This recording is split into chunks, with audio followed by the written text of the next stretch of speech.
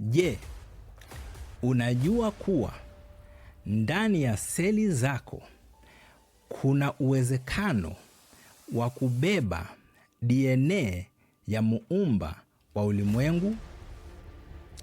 Watu wengi huiona meza ya Bwana kama desturi ya kidini, kipande cha mkate na kikombe cha divai. Lakini leo nataka kukutoa kwenye dini na kukupeleka kwenye teknolojia ya kiroho ya Mashariki ya Karibu ya kale. Yesu aliposema, msipoula mwili wangu na kuinywa damu yangu, hamna sehemu ndani yangu, hakuwa anazungumza kwa mifano. Alikuwa anafungua siri ya madhabahu ya agano ambayo inampa muumini yoyote uwezo wa kushinda pale wengine wamefeli. Kuna siri imefichwa kwenye damu, sauti inayoweza kunyamazisha laana za mababu na kufungua milango ya mafanikio ambayo akili yako haiwezi kuelewa. Kama unataka kujua jinsi ya kugeuza mwili wako kuwa madhabahu inayotembea na kwa nini adui hawezi kugusa damu ya agano iliyo ndani yako, basi zama nami ndani zaidi ya siri hii ya milele. Watu wengi wanaingia na kutoka kanisani wakiamini kuwa meza ya Bwana ni ishara tu ya kidini, kipande kidogo cha mkate na tone la divai. Lakini unajua kuwa katika ulimwengu wa roho na katika nyakati za kale za Biblia, mlo huu haukuwa chakula cha tumbo. Ulikuwa ni uhamisho wa mamlaka. Kuna utofauti mkubwa kati ya muumini anayepokea ishara na yule anayeelewa kuwa anashiriki teknolojia ya kiroho inayobadilisha mhanga wa mazingira. Mwingine anakuwa mshiriki wa kiti cha enzi.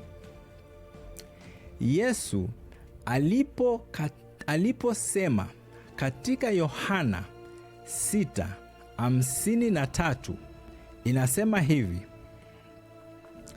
Yohana 6:53 inasema, hivyo Yesu akawaambia, amin amin nawaambia, msipoula mwili wa Mwana wa Adamu na kuinywa damu yake, hamna uzima ndani yenu. Haleluya! Sasa basi, Yesu aliwaambia, msipoula mwili wangu na kuinywa damu yake, hamna uzima ndani yenu. Alikuwa anavunja kanuni za kibiolojia ili kuanzisha siri ya DNA, kwa sababu walijua siri moja: uhai wa kiumbe uko kwenye damu.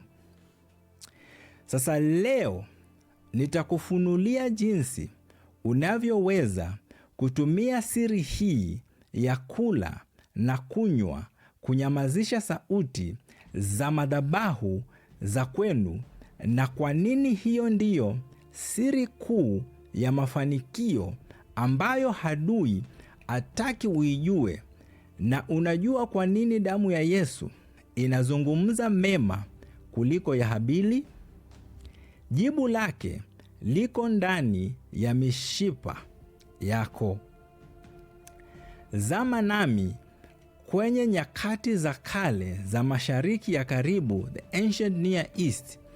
Agano halikuwa mkataba wa karatasi, lilikuwa ni kukata agano. Damu ilimwagika. Katika lugha ya Kiebrania inaitwa berit karit, kukata agano. Yaani mnyama ulikuwa unakatwa katikati, kisha wahusika wanapita katikati ya mnyama huyo. Inamaanisha nini? Ifanyike hivi ilivyofanyika kwa huyu mnyama ninapovunja agano hili. Na kisha washirika waliketi kula nyama ya sadaka ile. Kitendo hicho kiliitwa communion. Yaani katika agano za kale, damu haikuwa tu ndio mwisho wa ushindi. Ili ushindi uweze kukamilika, lazima kungekuwa na karamu. Lazima mnyama yule aliyechinjwa, damu yake ikamwagika, lazima aliwe. Bwana Yesu asifiwe. Sasa communion, yaani kuwa moja katika participation ya hiyo kula nyama hiyo ya sadaka ile, ilikuwa inaitwa communion, kuwa mmoja. Hapa ndipo siri ya madhabahu ilipo. Madhabahu ndiyo mlango wa kuingiza nguvu za roho kwenye ulimwengu wa mwili. Yaani kwa lugha ya kifupi, madhabahu ni spiritual airport. It is where the spirits land and where spirits take off. Sasa unapopokea mwili na damu ya Yesu kwa ufunuo huu, wewe unageuka kuwa madhabahu inayotembea. Hauhitaji kwenda kutafuta baraka. Baraka inakaa ndani yako kwa sababu umebeba uhai, Zoe life. Sasa uhai wa Mungu ndio Zoe life. Unapobeba uhai wa Mungu, vitu vingine haviwezi ishi ndani ya damu yako, ndani ya mwili wako. Maana ndani ya mwili wa Kristo hakukuwa na ugonjwa. Ndani ya mwili wa Yesu hakukuwa na umaskini. Ndani ya mwili wa Yesu hakukuwa na laana. Unapojua kutumia Yukaristi, meza ya Bwana, kwa njia inayostahili, kuna mambo mengine utayashinda.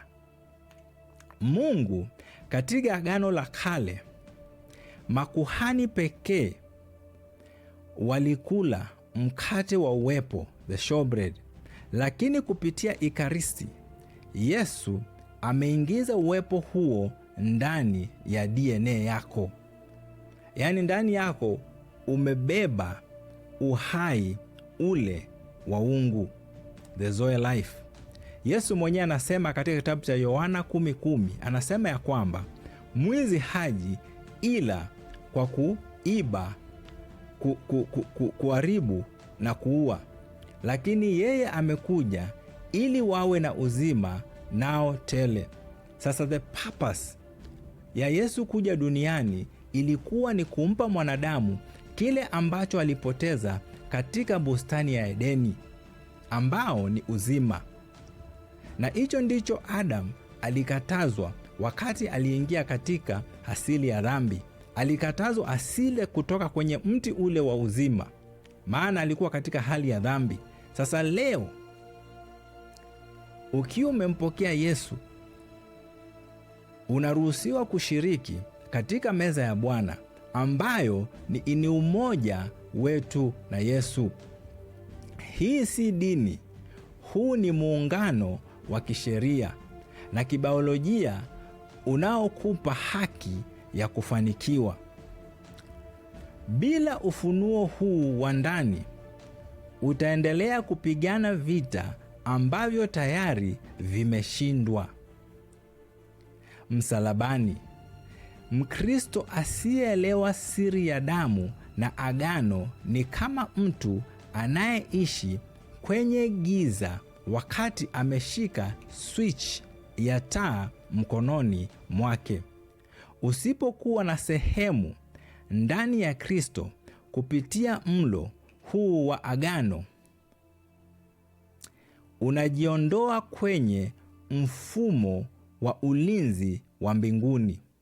Unajikuta unajikuta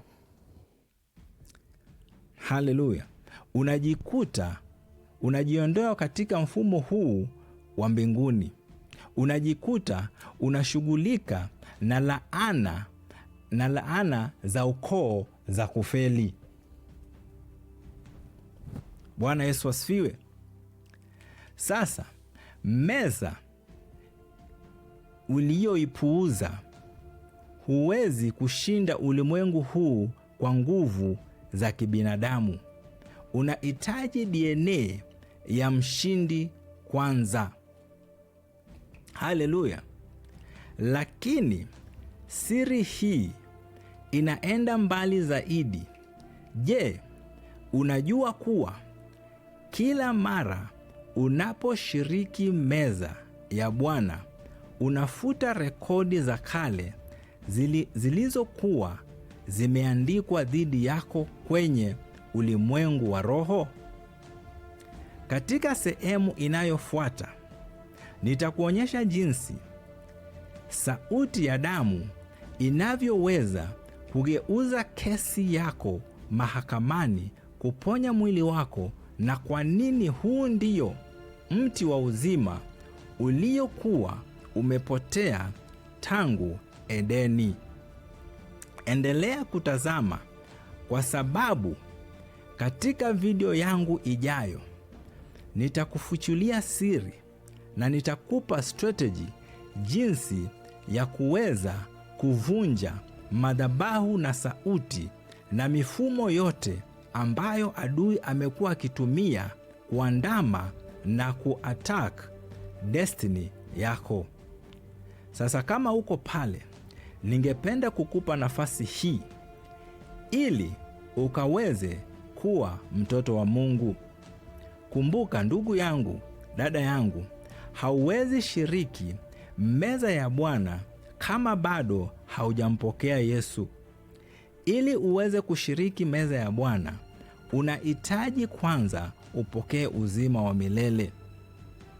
Sasa leo, rudia nyuma yangu, sema: Bwana Yesu, mimi ni mwenye dhambi, niko mbele zako, nisamehe leo dhambi zangu zote na makosa.